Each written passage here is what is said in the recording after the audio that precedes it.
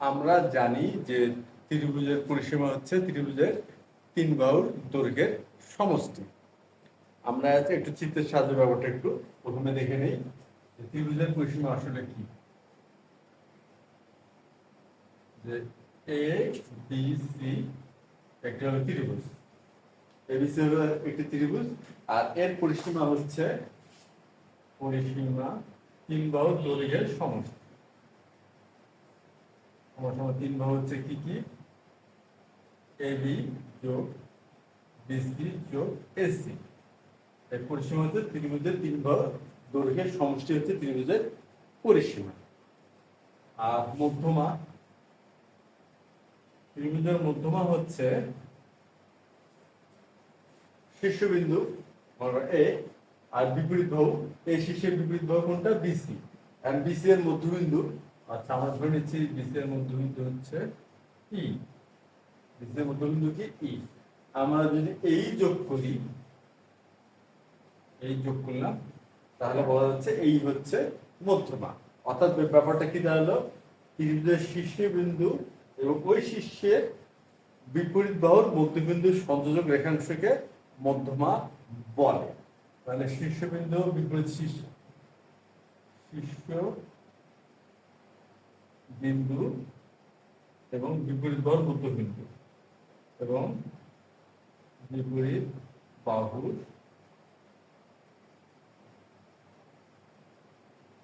মধ্যবিন্দুর সংযোজক রেখাংশ বা সংযোগ রেখাংশ। সংযোগ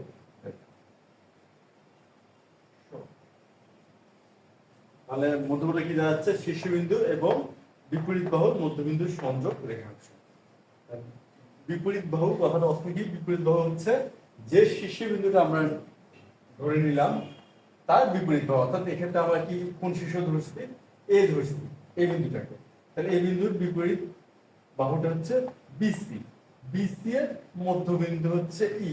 তাহলে সুতরাং আমরা যদি এই যোগ করি তাহলে এই হচ্ছে বিসি এর মধ্যমা। এই হচ্ছে মধ্যমা ধারণা। শীর্ষবিন্দু এবং বিপরীত বাহুর মধ্যবিন্দু সংযোগ রেখাংশটাই হচ্ছে মধ্যমা। তাহলে আমরা যদি একটু চিন্তা করি বা ধারণা করি যে একটি ত্রিভুজে কয়টি মধ্যমা হতে পারে? একটি ত্রিভুজের মধ্যমা হবে তিনটি। কি হবে? যেখানে যদি শীর্ষবিন্দু তিনটি এ বি এবং সি, তাহলে এ বিপরীত বাহু বিসি তার মধ্যবিন্দু, আর বি শীর্ষবিন্দু তার বিপরীত বাহু এসি তার মধ্যবিন্দু, অর্থাৎ বিএফ এটা মধ্যমা। আর এ বি হচ্ছে একটা বাহু যার বিপরীত শীর্ষ হলো সি, অর্থাৎ এখানে যদি আমরা মধ্যবিন্দু ধরে নেই হচ্ছে এইচ, তাহলে হচ্ছে সি এইচ। এখন আমাদের যে মধ্যমার যে সংজ্ঞা বা মধ্যমার যে ধারণা, সেই ধারণা আমরা ব্যবহার করলে মধ্যমা পাচ্ছি একটা ত্রিভুজের কয়টি? মোট তিনটি। একটা ত্রিভুজের সর্বোচ্চ তিনটি মধ্যমা হবে, তার বেশি হবে না। আচ্ছা, এখন কথা হচ্ছে এই তো গেল পরিসীমা এবং মধ্যমা ধারণা। এখন আমরা একটা ধারণা যদি দাঁড় করাতে চাই যে মধ্যমাগুলোর যোগফলের সাথে পরিসীমার সম্পর্কটা কি, মধ্যমাগুলোর সমষ্টির সাথে পরিসীমার ধারণাটা কি। আচ্ছা, এখন ব্যাপারটা কি দাঁড়ালো? মধ্যমাগুলোর সমষ্টি কি হবে? এই যোগ হচ্ছে বিএফ যোগ হলো সিএইচ। এটা হলো মধ্যমার সমষ্টি। মধ্যমা ত্রয়ের সমষ্টি হচ্ছে মধ্যমা যোগফল। এখন এই মধ্যমা ত্রয়ের সমষ্টির সাথে পরিসীমার সম্পর্কটা কি? এই মধ্যমা ত্রয়ের সমষ্টির সাথে পরিসীমার সম্পর্ক হচ্ছে এই মধ্যমা ত্রয়ের সমষ্টি পরিসীমা অপেক্ষা ক্ষুদ্রতর হয়। এই মধ্যমা ত্রয়ের সমষ্টি কি হয়? পরিসীমা অপেক্ষা ক্ষুদ্রতর। এবং আজকের আমাদের প্রমাণের বিষয় বস্তুটা হচ্ছে এটাই যে আমরা প্রমাণ করব যে মধ্যমা ত্রয়ের সমষ্টি পরিসীমা অপেক্ষা ক্ষুদ্রতর। এখন আমরা এটা প্রমাণ করতে গেলে আমাদের যে ধারণাগুলো জানা দরকার, তার মধ্যে আমরা পরিসীমা সম্বন্ধে ধারণা পেলাম, মধ্যমা কি সেটা জানলাম, আর একটি ত্রিভুজে কয়টি মধ্যমা হয় সেটাও আমরা গাণিতিকভাবে বা সংজ্ঞানুসারে বিষয়টা দাঁড় করলাম। তিনটি হয়। আর এরপর আমাদের যে বিষয়টা জানতে হবে সেটা হলো সর্বসমতার বাহু কোণ বাহু উপপাদ্য, বাহু কোণ বাহু উপপাদ্য, অর্থাৎ যদি দুইটি ত্রিভুজের দুই বাহু এবং অন্তর্ভুক্ত কোণ সমান হয়, ত্রিভুজ সম হবে, এটা হচ্ছে বাহু কোণ বাহু উপপাদ্য। তার হচ্ছে বিপরীত কোণের ধারণা, বিপরীত কোণ, দুইটি রেখা পরস্পরকে ছেদ করলে ছেদ বিন্দুতে যে বিপরীত দিকে যে কোণগুলো উৎপন্ন হয় এই কোণ দুটো হয় বিপরীত কোণ, এবং বিপরীত কোণ সর্বদা কি হয়, সমান হয়, বিপরীত কোণটা সমান হয়, এই ধারণা। আর আরেকটি ধারণা হচ্ছে ত্রিভুজের যে কোনো দ্বিঘর সমষ্টি তৃতীয় বাহু অপেক্ষা বৃহত্তর, যে কোনো দ্বিঘর সমষ্টি তৃতীয় বাহু অপেক্ষা বৃহত্তর। অর্থাৎ এটা এ, এটা বি, এর যদি সি হয় তাহলে A plus B greater than C, যে কোনো দ্বিঘর সমষ্টি তৃতীয় বাহু অপেক্ষা বৃহত্তর। এই তো গেল আমাদের যে প্রাথমিক ধারণা, যে ধারণাগুলো আমরা ব্যবহার করে এই প্রমাণ করতে যাচ্ছি যে ত্রিভুজের মধ্যমাত্রার সমষ্টি পরিসীমা অপেক্ষা ক্ষুদ্রতর। এখন আমরা প্রমাণটা শুরু করতে পারি।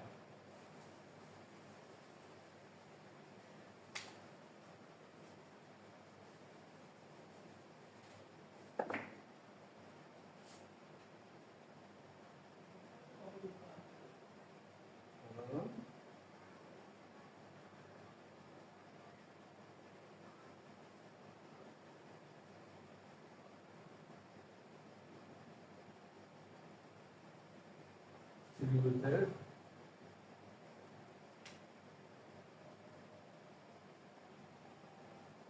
মধ্যমাত্রার সমষ্টি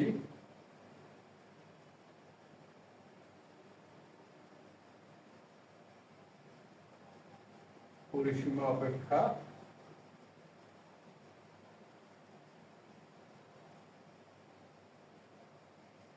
ক্ষুদ্রতর। ত্রিভুজের মধ্যমাত্রার সমষ্টি পরিসীমা অপেক্ষা ক্ষুদ্রতর। আমরা প্রথমে একটা চিত্র এঁকে নেই।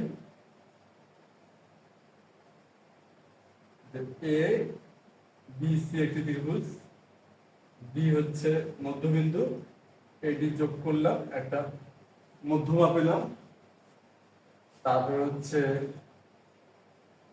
বি আর সি এফ। এখন আমরা বিভিন্ন নির্বাচনটা লিখে ফেলি। নির্বাচন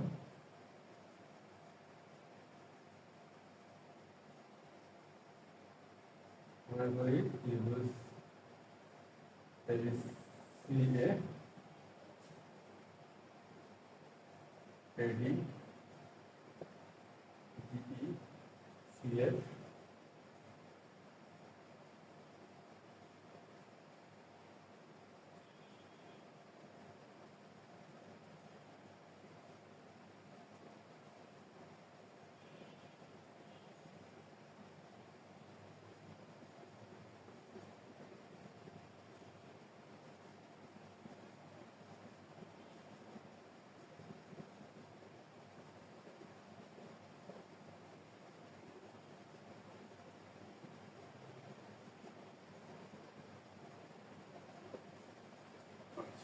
আমরা বিশেষ নির্বাচনে কি লেখা হলো বা বিশেষ নির্বাচনটা কি হলো, যে মনে করি ত্রিভুজ এবিসি, মনে করলাম কি ত্রিভুজ এবিসি এ এডি, বিই এবং সি এর তিনটি মধ্যমা। প্রমাণ করতে হবে যে মধ্যমাত্রার সমষ্টি অর্থাৎ এডি যোগ বি যোগ সি এফ লেস দেন পরিসীমা অর্থাৎ তিন ঘর সমষ্টি AB plus BC, AB plus BC plus AC, যে কি ক্ষুদ্রতর, মধ্যমাত্রার সমষ্টি পরিসীমা অপেক্ষা ক্ষুদ্রতর। এখন এই প্রমাণটা করতে গেলে আমাদের একটা অঙ্কন দরকার, আমরা এখন অঙ্কনটা করে নিই। অঙ্কনটা কি, যে এডি কে ই পর্যন্ত আমরা গঠিত করব যেন এডি সমান ডি হয় সি যোগ করি। তাহলে আমরা অঙ্কনটা করব কি,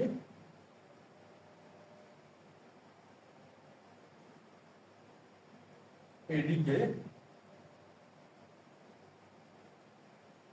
সরি, এটিকে আমরা যেহেতু আমরা এখানে ই ব্যবহার করে ফেলছি এর আগে ডিইএফ, তো শুধু আমরা এখানে এইচ লিখি, ই লেখা যাবে না, কারণ হচ্ছে কি ই আমরা পূর্বে ব্যবহার করে ফেলছি।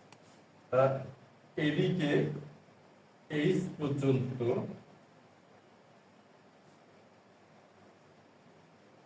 এমন ভাবে বর্ধিত করি যেন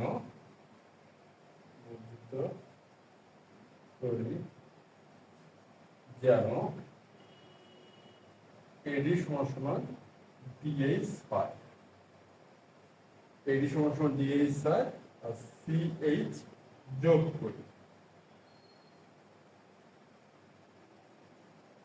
আর সিএইচ গুলো যোগ করলাম। এখন হচ্ছে প্রমাণ। প্রমাণে কি হবে, আমরা প্রথমে কি করব, A B D R C D H সরসম প্রমাণ করার চেষ্টা করব। প্রথমে হচ্ছে ত্রিভুজ এ বি ডি ও ত্রিভুজ সি এইচ ডি এ। এখানে আমরা দেখি যে এডি সমান ডি, এটা কেন, এটা হলো অঙ্কন অনুসারে এডি সমান ডি। এরপর বিডি সমান সিডি, কেন, আমরা জানি এডি যেহেতু মধ্যমা, সুতরাং ডি হচ্ছে বিসির মধ্যবিন্দু, আর ডি যদি বিসির মধ্যবিন্দু হয় সেক্ষেত্রে বিডি আর সিডি সমান হবে, শুধু আমরা লিখতে পারি বিডি সমান সিডি। তারপরে কি অন্তর্ভুক্ত কোণ, এখন এডি আর বিডি এর অন্তর্ভুক্ত কোণ কি হবে, এডিবি আর সিডি আর ডিএইচ এর, সিডি আর ডিএইচ এর এখানে হবে এডি আর ডিএইচ হবে, এখানে ডিএইচ, আর তাহলে সিডি আর ডিএইচ, সিডি আর ডিএইচ এর অন্তর্ভুক্ত কোণ হবে সিডিএইচ। এই কোণ দুটি কি হবে, সমান হবে, এই কোণ দুটি হবে সমান, কেন সমান, কোণ দুটি হলো বিপরীত কোণ। তাহলে অন্তর্ভুক্ত কোণ, অন্তর্ভুক্ত কোণ হচ্ছে এডিবি সমান সমান অন্তর্ভুক্ত কোণ সিডিএইচ। অতএব ত্রিভুজ এবিডি সর্বসম ত্রিভুজ হচ্ছে সিএইচডি। সুতরাং কি হলো, ত্রিভুজের সর্বসম হলো বাহু কোণ বাহু উপপাদ্য অনুসারে। এখন আমরা যেহেতু প্রমাণ হয়ে গেল যে ত্রিভুজের সর্বসম, সুতরাং আমরা বলতে পারি যে এবি আর সিএইচ সমান, অতএব এবি সমান সিএইচ। এখন এখন আমরা ত্রিভুজ এসি এইচ এ, এখন আমরা কোন ত্রিভুজটা নিলাম, এসিএইচ, অর্থাৎ এই যে ত্রিভুজটা এসিএইচ। এখন আমরা জানি যে ত্রিভুজের যে কোনো দুই বাহুর সমষ্টি তার বা উহা তৃতীয় বাহু অপেক্ষা বৃহত্তর হয়, তার সঙ্গে আমরা লিখতেই পারি AC plus CH greater than H. তাহলে ব্যাপারটা কি দাঁড়ালো, AC plus CH greater than H বা এসি। এখন আমরা দেখি যে আমরা এখানে প্রমাণ করে ফেলছি এবি আর সিএইচ সমান, সুতরাং এসির ক্ষেত্রে আমরা এসি থাকলো আর সিএইচ এর ক্ষেত্রে লিখতে পারবো এবি, তাহলে সিএইচ এর স্কয়ার লিখলাম এবি, আর এইচ কি লেখা যাবে, এডি যোগ ডিএইচ, এডি যোগ ডিএইচ বা এসি যোগ AB greater than AD plus AD, অতএব এসি যোগ এবি গ্রেটার দেন 2AD। আমরা কি প্রমাণ করলাম, এটা প্রমাণ করলাম যে দুই বাহুর সমষ্টি অর্থাৎ এবি আর এসি এর সমষ্টি এডি অর্থাৎ মধ্যমার দ্বিগুণ অপেক্ষা বৃহত্তর 2AD গ্রেটার দেন 2AD, এটা প্রমাণ করে ফেললাম। এখন যদি আমরা এই পদ্ধতিটা ব্যবহার করি বির মধ্যমার ক্ষেত্রে, অর্থাৎ বিষয়টা কি, বিষয়টা হচ্ছে আমরা এখন যদি বি কে বর্ধিত করলাম করে এটা যোগ করলাম করে একই যদি পদ্ধতি ব্যবহার করি, সেক্ষেত্রে কিন্তু এটা প্রমাণ করা যাবে যে এবি যোগ বিসি গ্রেটার দেন 2B। আবার আমরা যদি সিএফ কে আবার বর্ধিত করি, সেক্ষেত্রে এটা প্রমাণিত করা যাচ্ছে যে এসি যোগ বিসি গ্রেটার দেন 2CF। অনুরূপভাবে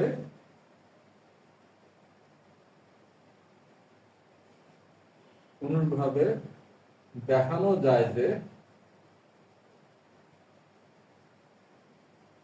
এখানে একটা বিষয় খেয়াল করার আছে, যে বিষয়টা কি, আমরা প্যাটার্নটা যদি খেয়াল করি, যে দুটি বাহু আমরা সমষ্টি নির্ণয় করলাম অর্থাৎ এবি আর এসি, সেই বাহুদ্বয়ের যে সাধারণ শীর্ষ বা সাধারণ বিন্দু যেটা শীর্ষ, সেখান থেকে যে মধ্যমাটা আঁকা হয়েছে, তাহলে এই বাহু দুটোর সমষ্টি হবে ওই মধ্যমার দ্বিগুণ হচ্ছে বৃহত্তর। তাহলে এখন এবি এসি সাধারণ শীর্ষটা হচ্ছে বিন্দুটা হচ্ছে এ, তাহলে এডি, তাহলে এবি এসি এর সমষ্টি হবে 2AD চেয়ে বড়। এখন আমরা দেখি এবি আর বিসি সাধারণ শীর্ষটা হচ্ছে বি, তাহলে এবি আর বিসি এর সমষ্টি কি হবে, বি এর দ্বিগুণের বৃহত্তর। আর এখানে খেয়াল করি এসি আর বিসি সাধারণ বিন্দু কোনটা, সি, তাহলে এসি আর বিসি এর সমষ্টি হবে কি, সিএফ এর দ্বিগুণের চেয়ে বৃহত্তর। আমরা যদি এই বিষয়টা খেয়াল করি তাহলে খুব সহজে এই ধারণাটা দাঁড়া করানো যায়। আর আমরা চাইলে এই যে বি কে বর্ধিত করে বা সিএফ কে বর্ধিত করে এই ধারণাটা এস্টাবলিশ করতে পারি। সুতরাং আমরা অনুরূপভাবে দেখাতে পারতেছি কি, যে এসি যোগ বিসি গ্রেটার দেন 2CF এবং এসি যোগ বিসি। এবার দেখাবো এবি যোগ বিসি, এবি যোগ বিসি গ্রেটার দেন 2BE। 1 নম্বর, 2 নম্বর, আর এটা হচ্ছে 3 নম্বর। আমরা এইভাবে কয়টা পেলাম, 3টা সমীকরণ কিন্তু পেয়ে গেলাম। এখন যদি আমরা এই 3টা সমীকরণ যোগ করি তাহলে কি পাবো, আমরা কি করব, 1 যোগ 2 যোগ 3, এই 3টা সমীকরণ আমরা যোগ করব।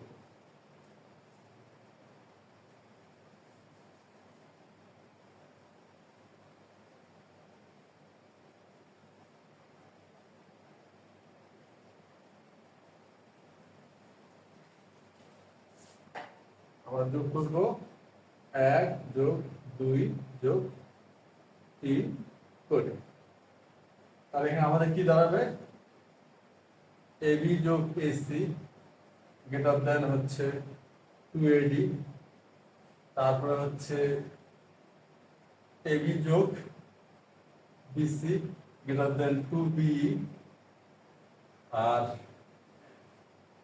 এসি যোগ বিসি গ্রেটার দেন 2CF। আমরা এখন যোগ করতেছি। আর আমরা খেয়াল করে দেখি এবি আছে 2টি, এবি এবি, এসিও আছে 2টি, এসি এসি, আর বিসিও আছে 2টি।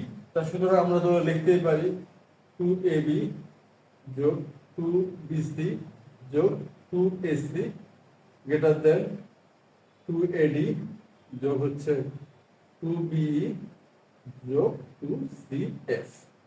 বা আমরা যখন 2 কম নিতে পারি, AB plus BC plus AC greater than 2AD plus B plus CF। বা উভয় পক্ষকে যদি আমরা 2 দ্বারা ভাগ করি, সেক্ষেত্রে হচ্ছে AB plus BC plus AC greater than AD plus B plus CF। বা এখন আমাদের প্রমাণের বিষয় হচ্ছে যে মধ্যমাত্রার সমষ্টি পরিসীমা অপেক্ষা ক্ষুদ্রতর। আর এখানে আমরা কি প্রমাণ করলাম, পরিসীমা হচ্ছে মধ্যমাত্রার সমষ্টি অপেক্ষা বৃহত্তর। আচ্ছা, পরিসীমা 3 বার সমষ্টি মধ্যমাত্রার যোগফল হচ্ছে কি, বড় বা গ্রেটার দেন। এখন আমাদের ধারণা একটু বিপরীত করি, অর্থাৎ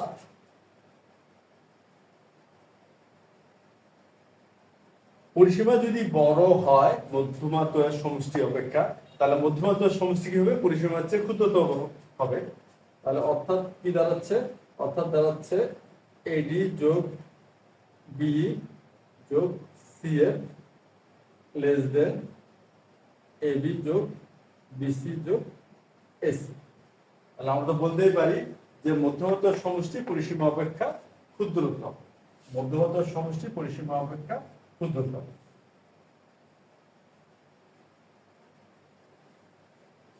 আমাদের প্রমাণটা হয়ে গেল, আমরা অবশেষে প্রমাণ করতে পারলাম যে মধ্যমাত্রার সমষ্টি পরিসীমা অপেক্ষা ক্ষুদ্রতর। তো আজকে আমাদের আলোচনাটা সমাপ্তি হলো।